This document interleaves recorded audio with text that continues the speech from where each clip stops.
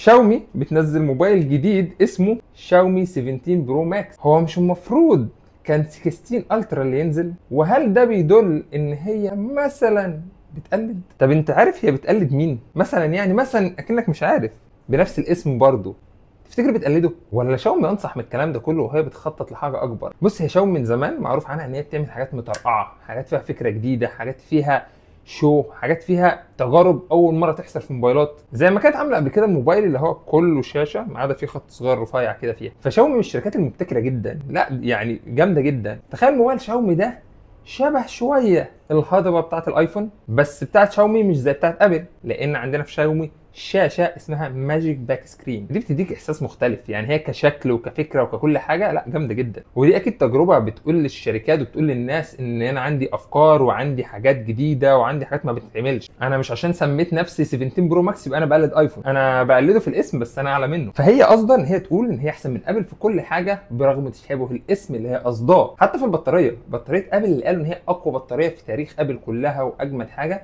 بطاريه 5000 ملي امبير. شاومي الموبايل بتاعها ببطاريه 7500 ملي امبير. ده مش مجرد تشابه في الاسماء، ده فرق طبقات. بص، السؤال المهم، هل شاومي بالتسميه دي اللي زنقت نفسها في حته معينه، هل هتبقى منافس حقيقي او هتخلق منافسه حقيقيه بينها وبين ابل، ولا هي بتحاول تعمل بديل ارخص وخلاص؟ بس خلينا نكون صراحه شويه، ان ايفون 17 برو ماكس هيكون عنده تفوق كبير جدا في السوفت وير والدعم الطويل، وبيقدم لك تجربه الاي او اس اللي الناس كلها بتحبها. بس في المقابل بقى ان الشاومي 17 برو ماكس بيقدم لك ايه؟ سعر اقل، الشاشه الخلفيه اللي في الكاميرا الجامده اللي تقدر تستفيد بيها بحاجات كتير جدا، وشكلها روش جدا، بطاريه اضعاف، واكيد شاحن اسرع بكتير. طب الموبايل ده تفتكروا قدام سامسونج هينافس ازاي؟ اعتقد ان هو هينافس قدام سامسونج ان هو هيقدم لك اعلى فاليو بافضل سعر، بس ما اعتقدش هتوصل لتكامل سامسونج. سامسونج عندها تكامل في البرمجيات وفي التقنيات، حاجه كده متكامله مع بعضها مش موجوده حتى الان في شركه تانية. تقريبا سبب نجاح سامسونج حتى الان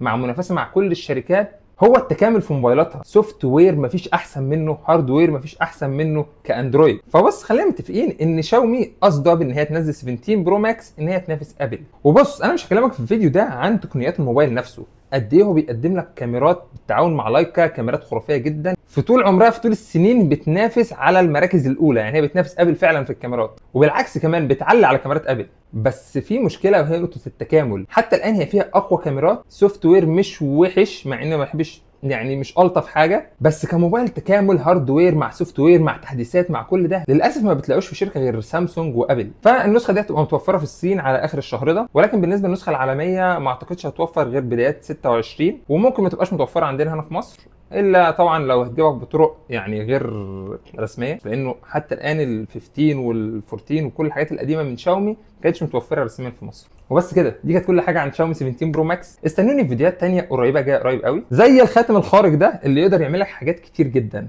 خلينا نشوف فيديوهات جايه كتير، فاتاكد انك تعمل لي لايك وسبسكرايب للقناه. انا احمد زيرو، اشوفكم فيديو جديد.